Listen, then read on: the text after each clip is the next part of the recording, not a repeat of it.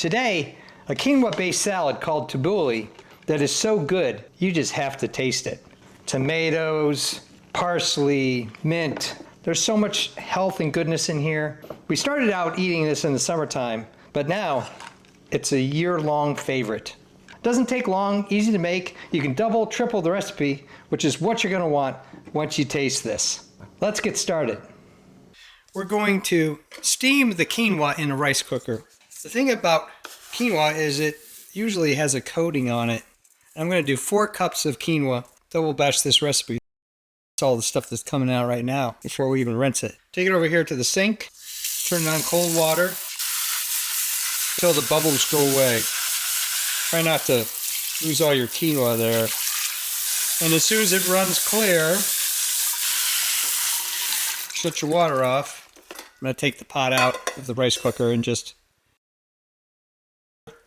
plop it in there, give it a couple taps, and then repeat the process 3 more times. There's a 4-cup line inside about 1/2 inch plus 1 centimeter above where the quinoa level is. So I'm going to fill that with water, and then we'll put it in the rice cooker. Even though I rinsed it, you can see it's still a little bubbly. Put the lid down.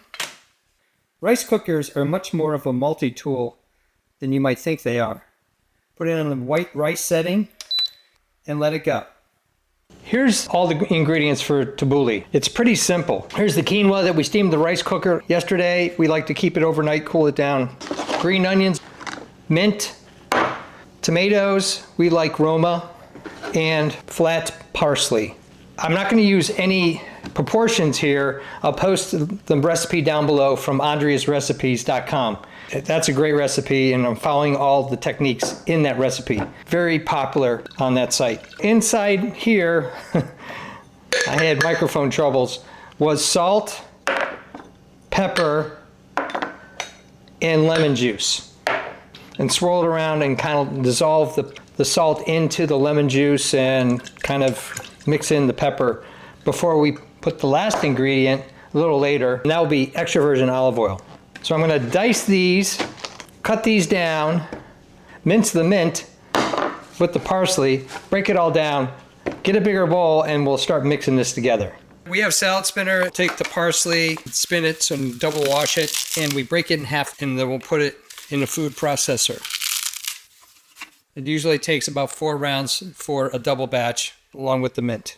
Break up the quinoa, and now it goes in the green onions. This is a traditional step from what I understand. Andre's Recipes done all the research. So you take the green onions and you infuse the quinoa with the green onions. And you do this before you do anything else. You want this to kind of infuse. I use a glove for sanitary reasons, but also don't want to have onion on my hands for the rest of the day. Amazing taste and smell of the green onions. At this point, we're going to add the extra virgin olive oil and just swirl it around again to let that all kind of mix and infuse together, and set it to the side before we do the processing of the parsley and the tomatoes. You can chop this by hand, but we use a food processor. The fragrance of the mint and the parsley is really coming through. It's just an incredibly tasty salad. And you actually use it as a main course. High protein because of the quinoa. Just like you did for the onion, just kind of mix that all in and infuse the quinoa with the mint and the parsley. Here's the dice on the tomatoes. We just use the whole thing because the seeds are so small. We like a lot of tomatoes. Whatever the recipe calls for, you could double the tomatoes, and it's going to make the tabbouleh that much better. Now the tomatoes are in there, and we're just going to use a spoon at this point and mix it all up. Shake up the dressing. Shake it. And you can add more dressing if you like your salad moist. And if for some reason, if it's a little too dry, just spritz on some olive oil. We have these great little sprayers instead of the cans, and you can just portion out olive oil like that. It's a nice little coating on anything, bread, salads, whatever you want. Wish we had these years ago. I'll post below if you're interested. This is one of those salads that's even better the day after or the day after that. It will last in the refrigerator for over a week, but rarely does it last that long in our family because we just love it so much. Thumbs up and comments always appreciated. Thanks for watching.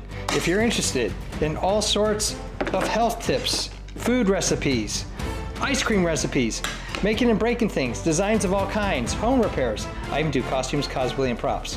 Check out my channel and please subscribe, because you never know what tasty food or healthy tip you're gonna see.